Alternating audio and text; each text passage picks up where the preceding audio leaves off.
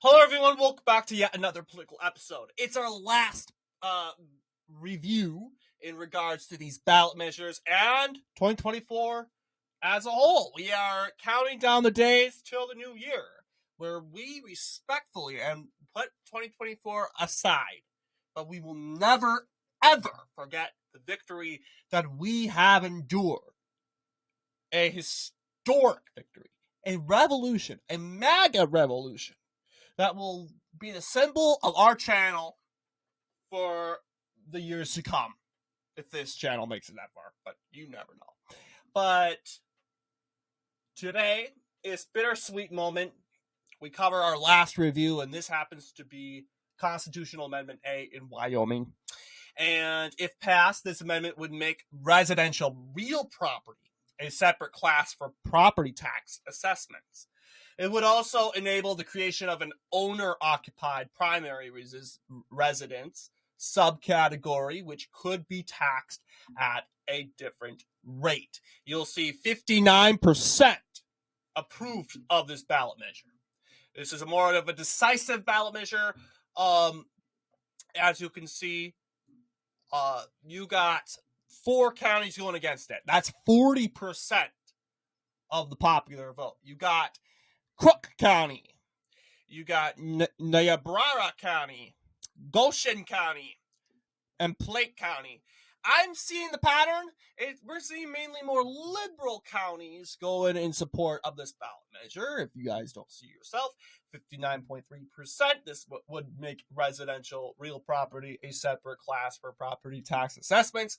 So basically, it's basically creating this new class when it comes to, of course, tax assessments, when it comes to property. So I understand this would probably increase. It's hard to understand, if you will. It's in regards to taxes. So yes, which would be taxed at a different rate. So I guess that it's asking the new property tax would be the new property class would mean that different creation of owner-occupied primary residence would be taxed at a different rate compared to average taxpayers. It's kind of hard to understand.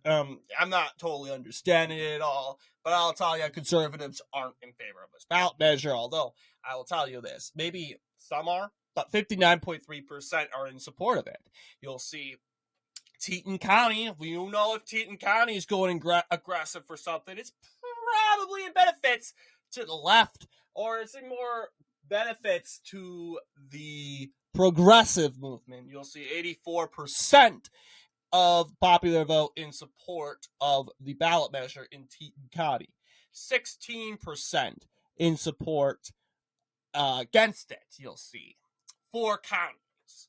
We talked about those 4 counties, those being Crook, Niobrara, Goshen, and Plate counties. The county that obviously supported it the most is Teton, right here, 84%. Good. Kudos to Teton County. Kudos to taking the lead to this ballot measure, which I probably would have voted no on. While the measure that is mainly against it is Niobrara County, which is right here. Niobrara. See how these counties voted in the presidential race. Niobrara, 90% for Donald Trump. 90, that's huge. Yeah, all these counties are in the 70% range. 72% is a lot, too. 90%, only one single digit for Kamala Harris, which is just hilarious. But you'll see Laramie County, which holds Cheyenne, which is a 60% Republican county. This county now, it's 62% in support of the ballot measure at hand. You'll also see Albany County, which I want to believe it has some sort of university influenced by Laramie there, but there, of course, in Cheyenne, there, but Albany is more liberaler compared to, of course, Laramie. You'll see Laramie is actually more in support of this ballot measure than Albany, despite being very rural there, too, also. But ultimately, you see other counties going in more support of it. Sheridan, along with Washakie County, Fremont County, along with Sublette County, and Lincoln County. So these counties mainly in deep support of the ballot measure. And ultimately, the lead, you'll see there's a fair population in Teton. That's ultimately where all the progressives live. But you'll see the population circle, these are counties that aren't really, really populated. So circle size is proportional to the amount each county's leading vote getting is ahead. 51%, 55%, 59%. Yeah, tiny one. But ultimately, this is what it's looking like. But yeah, I'm ultimately not surprised with I would say I'm surprised. Seeing that Wyoming is the most conservative state, it is a very libertarian state, so you would wonder why they would create something like this. But ultimately, it cannot be that bad if all the Republican counties are going in support of it. I'm still trying to put the puzzle pieces together. So it's creating a new property class. That's what we know. For sure. It's going to create a new property class. And the details of it, it would create a separate class for property tax assessment. So really, it's actually creating a separate class. So it's not really resulting to high taxes or anything like that. No, it's not. It's just creating another. You're paying the same tax. It's just going to create another class for property tax assessments. I don't know. Is this separate class tax pay meant to be paid? Because nothing's free. Supposedly they'll be paying for this, but can't be that much. It would also enable the creation of an owner-occupied primary residence subcategory, which could be taxed at a different rate. And of course, these are, of course, taxing modifications.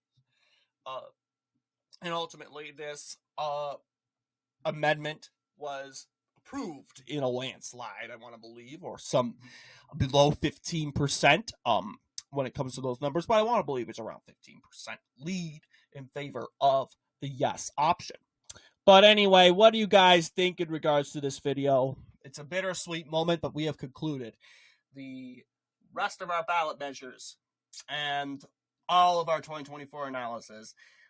Let me know down below as we move on to more of Donald Trump's transition now. We are not done. We are done talking about election results.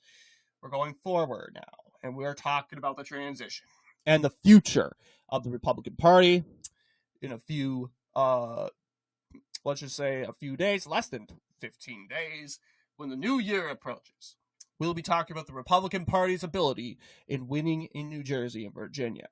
Races that have become clear, where it's very possible that those races can be winnable more than ever in 2024. But we got to remember, we got to expect the unexpected. The Democrats thought they could win in Virginia, seeing that it was a likely Democrat victory. Biden won it by double digits. That wasn't the case in 2021. So we got to expect the unexpected, keep an eye on the issues in the state. But what do you guys think? Let me know down below, and as always, I'll see you all in the next political episode.